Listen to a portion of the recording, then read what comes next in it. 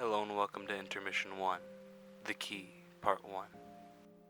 My name was Lewis Click. I was put very simply an explorer. To elaborate, I devoted my life to my family's passion, hunting supernatural artifacts. Of course, the first and only artifact my family had ever recovered was a complex and intricate key made of some black and blue gemstone, acquired by my grandfather.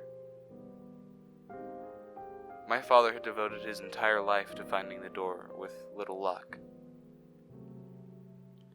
Towards the end of his life, he'd presented the key to scholars who'd been attending Blackshore, Kripea Creek's most prevalent college. Despite their apparent fascination, no new information was presented about the key until long after my father was gone. This new information was brought by a peculiar messenger, the likes of which would later become my apprentice. I'd received a letter from a Mr. M. McCallum. In truth, the letter did not seem entirely serious, and I almost immediately disregarded what I'd read. To recite, the letter from Mr. McCallum read as follows. Good evening, Mr. Click. I'm a scholar from Blackshore with a particular fascination in your family's strange area of study. However, I'm not contacting you to inform you that I'm some sort of devoted fan.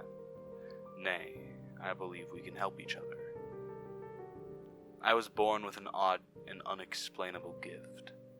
I can sense supernatural artifacts. In fact, the key your family found is what drew me to Kripea Creek in the first place. I'd like to meet you in person, if possible, to discuss the metaphorical door, or whatever else might be unlocked. I understand it's a bold inquiry, but I may be the only way for you to find that door. Though my story may be unbelievable, question whether or not you'd take that chance. Signed, M. McCallum. Beneath his signature was written an address. Truthfully, though I did not believe him, he'd piqued my curiosity. Surely if there were supernatural artifacts in the world, there could too exist people of the same variety. I spent that evening culling my mind for a final decision, and the following morning I found myself on my way to McCallum's address. McCallum's residence was a cottage near Kripea's central lake. He'd been sitting out on his porch, hunched over a thick book. I beckoned his name. His head jolted to focus, his eyes almost immediately meeting mine from across the yard. He swiftly shut the book, stood and waved me over. I took my time getting to his doorstep. He stated my name like a question. In the flesh, served as my confirmation.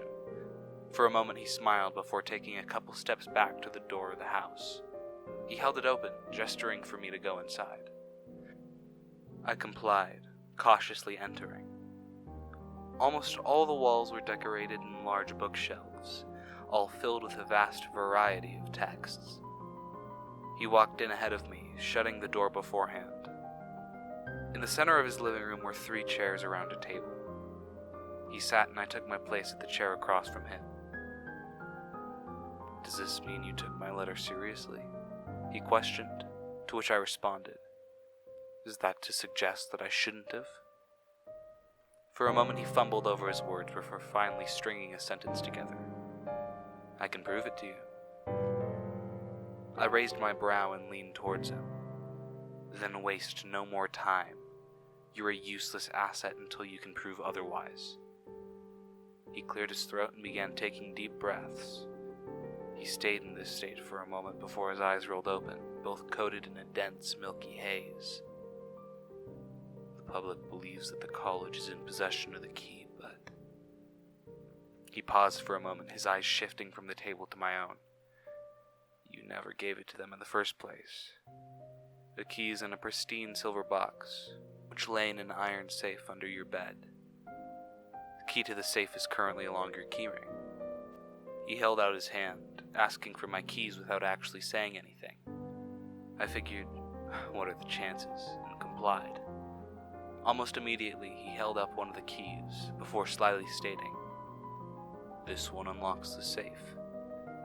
His eyes slowly faded back to normal and he handed me back the key.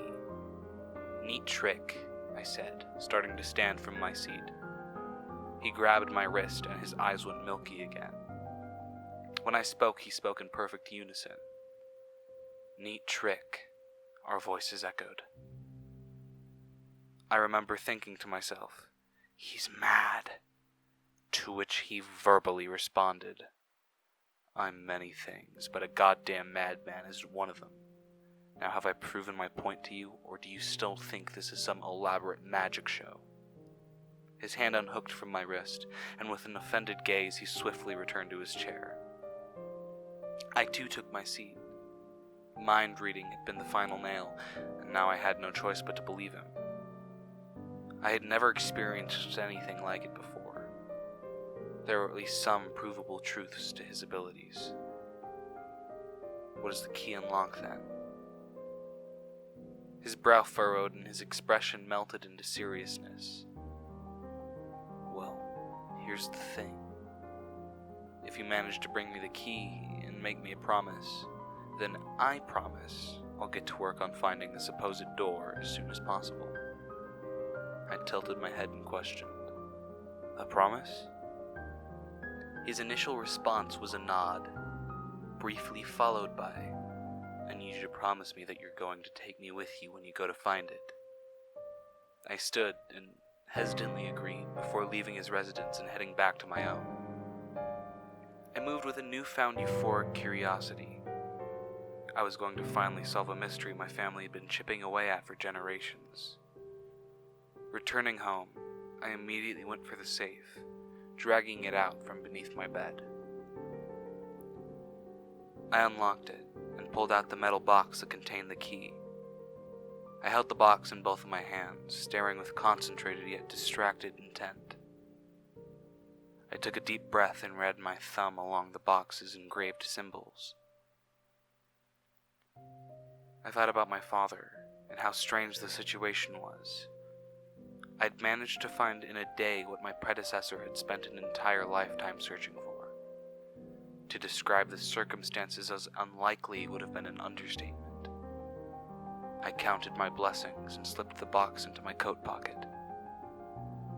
That night, after taking the rest of the day to pack a bag suitable for a long journey in both time and objective length, I was ready to begin the exploration.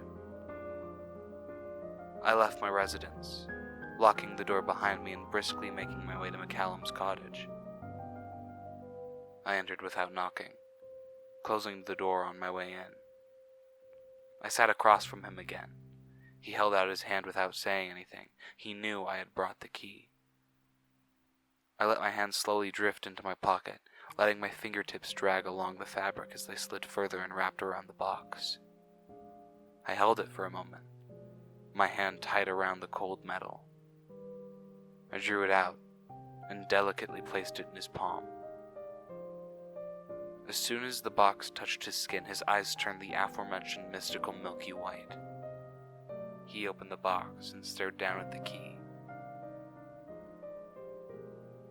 He picked it up in his hand, closing his fist around it before tightly shutting his eyes. His thumb ran along the key's engravings, and his free hand began to gently twitch. His eyes rolled open, and he dropped the key to the table.